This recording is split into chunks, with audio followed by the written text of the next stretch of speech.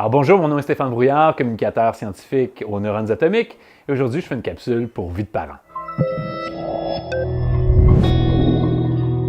Alors les neurones atomiques sont nés en 2004 de l'association de deux frères, Stéphane Brouillard, c'est-à-dire moi-même, et Martin, le frère. Les neurones atomiques sont nés en 2004 de l'union de ce que mon frère faisait, c'est-à-dire il faisait de la communication scientifique en milieu scolaire. Moi, j'ai enseigné pendant 5 ans. On sentait le besoin de s'adresser non pas seulement aux enfants, mais aux profs qui étaient là et qui devaient enseigner les sciences, puis qui auraient besoin d'outils pour les aider à faire plus de sciences en classe. Puis c'est là qu'on a cofondé les neurones atomiques dans le but de, oui, faire des ateliers qui allaient être intéressants pour les enfants, mais qui allaient aussi accrocher les profs pour qu'ils puissent en faire avec leurs élèves par la suite. C'est important de commencer le plus tôt possible. En fait, dès la maternelle, c'est important de commencer à faire des sciences. C'est important d'initier les enfants à la science dès le primaire parce qu'en fait, au secondaire, il va y avoir quelque chose de peut-être un peu plus formel au niveau scientifique, donc des cours de bio, physique, chimie.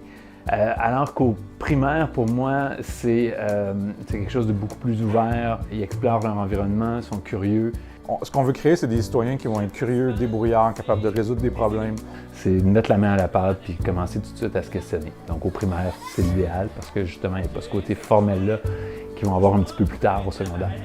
Je dirais que dans notre quotidien, ce qu'on voit plus, c'est des enseignants qui ont un petit peu changé leur approche vis-à-vis des sciences, mais on voit beaucoup l'impact que ça a dans le quotidien, en fait, des enfants qui s'intéressent à la science, qui veulent en faire à la maison, des parents qui nous disent que l'enfant est éveillé, qui est captivé, qui n'avait pas nécessairement d'intérêt avant pour d'autres choses, mais la science, il y a un côté émerveillement, puis ça va pousser l'enfant à aller tenter de répondre à plein de questions qu'il a par rapport à son environnement.